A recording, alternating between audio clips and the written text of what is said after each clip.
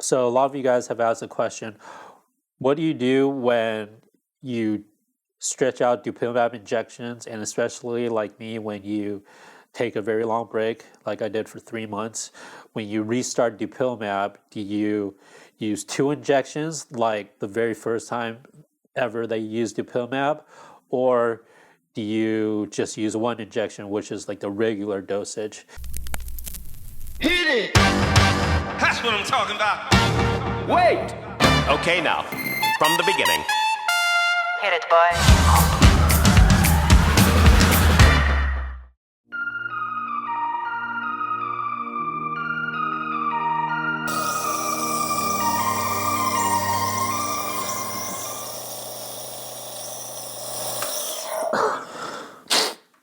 Yes, my asthma is pretty tight and I'm pretty congested, so hopefully you guys can understand what I'm saying.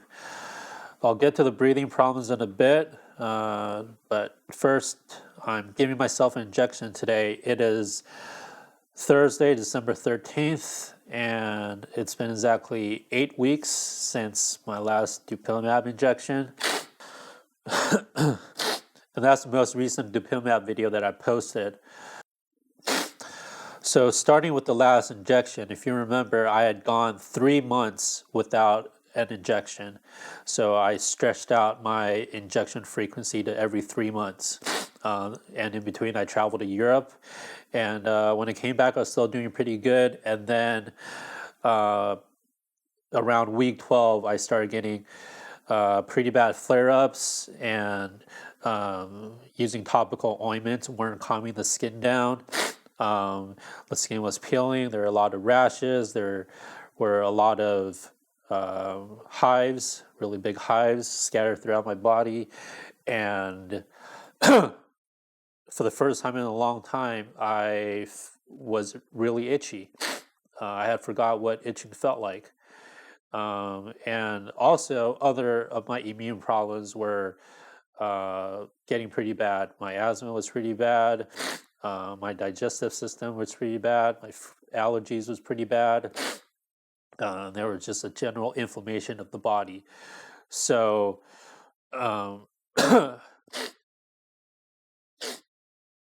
so I gave myself an injection, and within a day, my skin had cleared up, and all the overactive immune inflammations, including the allergies and the asthma and digestive problems, all that was gone. So what that told me was the Dupilumab either directly or indirectly helped boosted my whole immune system. Maybe it was because Dupilumab healed my skin, and then my body had more energy and resources to fight the other inflammations, or maybe Dupilumab just boosted the whole immune system and was able to fight on all fronts. I'm not sure yet, but there was that benefit. So a lot of you guys have asked the question, what do you do when you stretch out Dupilumab injections, and especially like me, when you take a very long break, like I did for 3 months, when you restart Dupilumab, do you use two injections like the very first time ever that you used Dupilumab, or do you just use one injection, which is like the regular dosage? And for me this time, I just went with one injection, and that seemed to work just fine. Again, Dupilumab is so new that basically all of us here and you guys watching the video, anyone that's trying Dupilumab is sort of a guinea pig. I mean, each day more and more people are trying it. I mean, I even start seeing commercials about Dupilumab, so it's kind of fun. So it's going mainstream, but still, it's only been on the market for just over a year, and not that many people have tried it, and even the people who have tried it haven't had time to test out different scenarios like I'm doing here. So so the actual dosing strategy still isn't very clear. We still don't know what's the optimal dosage, and if it depends on the person, and like how long you can stretch it out. and how many injections you need. So I'm just basically testing it on myself. And uh, kind of my rule of thumb is I want to use as few injections as possible to achieve the same results. I don't want to give myself more injections if I don't have to. And again, that's because the injections cause, and again, that's because injections irritate my eyes. Just like for a lot of people, that's like the main side effect is it'll cause conjunctivitis, and it'll cause your eyelids to swell, and for me it start even crusting and getting infection on the skin and around the eyeballs. So so if I can get by with fewer injections and still get the baby smooth skin and still keep my immune system under control, that's what I'm going for. I'm not trying to go for a home run and just keep my skin clear perfectly all the time. I'm just trying to calm my system enough that I can have a better quality of life. And that sometimes that means sacrificing perfection for longevity. And so again, this time I waited for 8 weeks, not because I was looking for 8 weeks specifically, but I knew that I can go a long time without an injection and still kind of keep the benefits, but I didn't know how long I needed to wait for the next injection. I was just waiting for my skin to deteriorate again and other immune problems to start showing up again. And that's happening within the last 3 days. My skin has started feeling more like the suede feeling again, but it's also been feeling kind of clammy. And all these rashes on my face, they're not going away, even though I've been putting on topical ointments like Desinide. And I've been getting little zit-like rashes scattered throughout my body. It's not prominent and you can barely see it, but given that Dupilumab has been able to clear out the skin perfectly for so long, any kind of flare up feels pretty obvious. And